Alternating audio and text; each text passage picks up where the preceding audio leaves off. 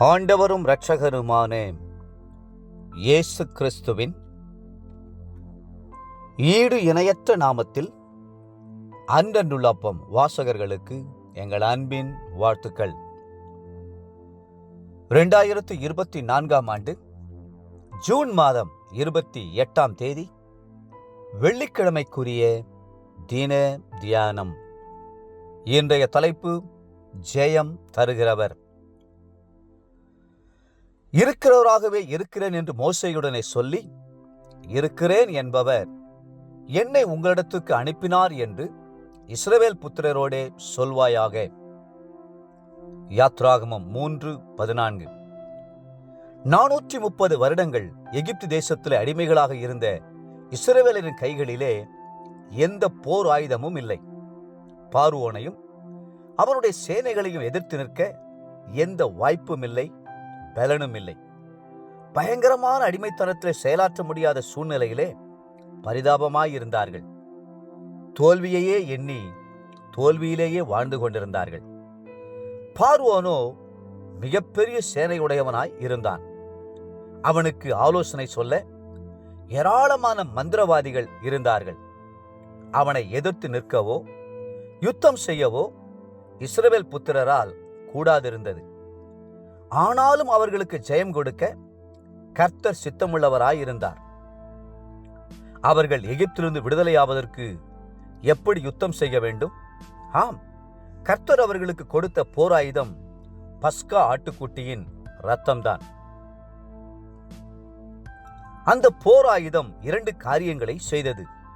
ஒன்று, இஸ்ரவேல் குடும்பங்களையெல்லாம் மூடி பாதுகாத்தது. எந்தெந்த வீடுகளில் பஸ்கா ஆட்டுக்குட்டியின் ரத்தம் பூசப்பட்டிருந்ததோ அங்கே சங்கார தூதனால் நுழைய முடியவில்லை. அதே நேரம் பஸ்கா ஆட்டுக்குட்டியின் ரத்தம் பூசப்படாத வீடுகளில் உள்ள மனிதர்களிலும் மிருக ஜீவன்களிலும் முதற் பேரானவைகள் யாவும் சங்கரிக்கப்பட்டன. ஆம், ஆட்டுக்குட்டியானுடைய ரத்தம் நம்மை பாதுகாப்பதுடன் நமக்கு வல்லமையான போர் ஆயுதமாகவும் விளங்குகிறது. நம்முடைய போர் ஆயுதங்கள் மாம்சத்துக்கேற்றவைகள் அல்ல, அவைகள் அரண்களை நிர்மூலமாக்குவதற்கு தேவ பலமுள்ளவைகளாய் இருக்கின்றன. 2 கொரிந்தியர் 10:4. வேதம் சொல்கிறது, வெளிப்படுத்தின விசேஷம் 12:11, மரணம் நேரிடுகிறதா இருந்தாலும் அதற்கு தப்பும்படி தங்கள் ஜீவனையும் பாராமல் ஆட்டுக்குட்டியின் இரத்தத்தினாலும் தங்கள் சாட்சியின் வசனத்தினாலும் அவனை ஜெயித்தார்கள். உங்களுக்கு விரோதமாய் எழும்பியிருக்கிற பார்வோன்கள் யார்? உங்களுக்கு விரோதமாய் இருக்கிற சகல சத்துருக்கள் மேலும் இயேசுவின் ரத்தம் ஜெயம் என்று சொல்லி அவருடைய வல்லமையுள்ள இரத்தத்தை அக்கினியாய் தெளியுங்கள். அப்போது எல்லா கட்டுகளும் முறிந்து போகும், எல்லா எதிர்ப்புகளும் மறைந்து போகும். ஒருவனும் எதிர்த்து நிற்கக்கூடாதபடிக்கு வாக்கினாலும் வல்லமையினாலும் கர்த்தர் உங்களை நிரப்பி பயன்படுத்துவார்.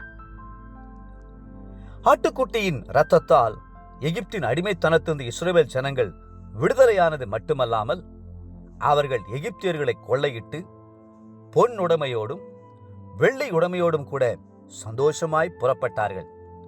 430 வருடங்கள் நீண்டிருந்த அடிமைத்தனமானது பஸ்கா ஆட்டுக்குட்டியினுடைய இரத்தத்தாலே ஒரே நாளிலே முடிந்து போய்விட்டது.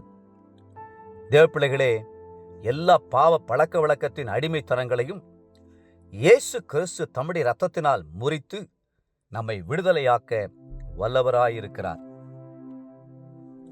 இன்றைய நினைவிற்கு எபேசியர் 1:7. அவருடைய கிருபையின் ஐஸ்வர்யத்தின்படியே அவருடைய இரத்தத்தினாலே பாவ மன்னிப்பாகிய மீட்பு இவருக்குள் நமக்கு உண்டாயிருக்கிறது.